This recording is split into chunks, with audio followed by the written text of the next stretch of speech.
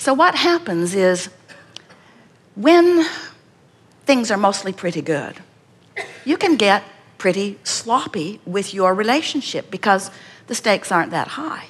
In other words, you have a lot of leeway, and so you can endure quite a bit of sloppy thinking or not deliberate thinking because what you're reflecting back is sort of what you're used to maybe.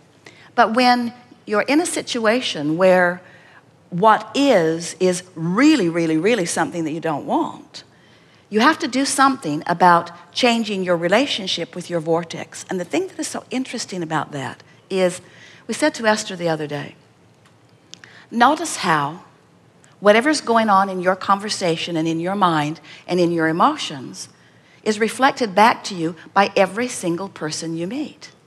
So a string of people came to her reflecting back to her that she wasn't in a very good place. Truly annoying because they should have been better than that. In other words, what's the matter with you? Can't you reflect back to me what I want to hear? Why are you reflecting back to me what I don't want to hear?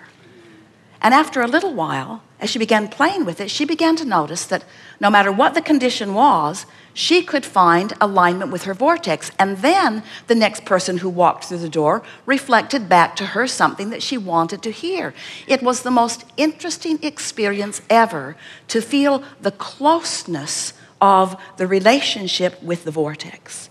And so, while words don't teach, it is only life experience that really gives you your knowing. We want you to leave this gathering here today completely convinced and confident in the reality of your vibrational reality, the reality of your vortex. And we would like it so much if your dominant intent, as it has become Esther's dominant intent, is to be in vibrational proximity to this vortex and aware of her relationship with it and it only forevermore. Because that is the only place that you will ever find the contentment that you reach for, the happiness that you reach for. We've been saying it to you for a while, that your relationship with your vortex is everything. Esther said to Jerry just a few days ago, in fact, they've been talking quite a lot about this. She said, you know, I hate to admit it, but I might as well because Abraham will blab it anyway. I hate to admit it, but I've been depending so much on action that I could garner in order to soothe situations. In other words, something's out of whack. Barbara, this is out of whack. Will you take care of this? Something's out of whack. Karen, this is out of whack. Will you take care of that? I feel better. Somebody's on it. I didn't adjust my vibration. I don't need to. I've got people.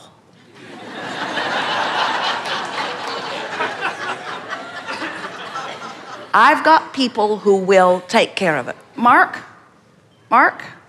my computer isn't behaving the way it is supposed to. Will you come and fix it? Done. I don't have to adjust my vibration. I've got people. I have resources. I have power. I have money. I have the ability to wrestle anything to the ground and kill it. I can complain to Jerry. Something not going well? I'll just complain. I'll just complain to Jerry. And there's something about complaining to another person that just sort of releases it there. Somebody will take care of it. Of course, they can't take care of it very long because you're creating new things faster than they can take care of. So you need a lot of really effective people around you putting out the brush fires that you keep starting everywhere along the way. And it's pretty manageable. It's quite entertaining.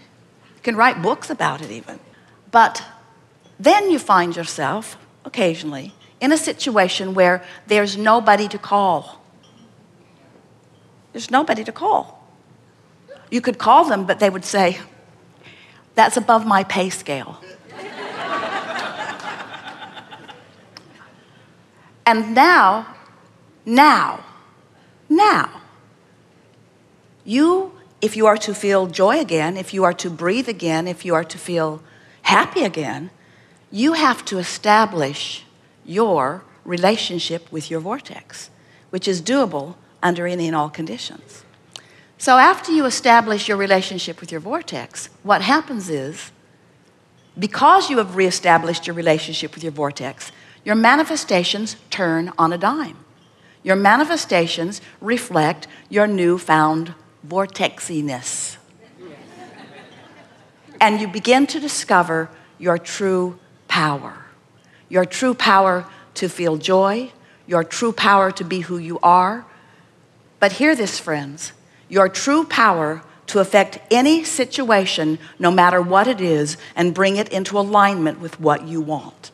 Because there is nothing that you cannot be or do or have. You just got to get your legs under you. You just got to understand your relationship with the vortex, and you just got to stop trying to create by controlling things that you can't control, and begin by controlling the only thing you can control, which is your relationship with your vortex, where your perfect life already exists every single time. Good? Yes. Really good.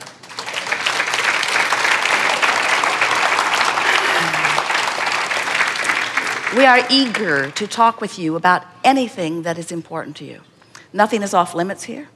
It is our intention to lure you into the vortex, regardless of where you are. That's the advantage that any uplifter has in your experience, to help you find your place wherever you are and help you to redefine and reestablish your relationship with your vortex. And so it's the work that we always do when we are together, isn't it? It's the work that we always do whenever we have an opportunity to visit with you. It's the work that we want you to begin to practice even when you're not in physical proximity with us. You are all around the world again today. It's fun. Jerry is out there somewhere too. It's nice to have this conversation with you.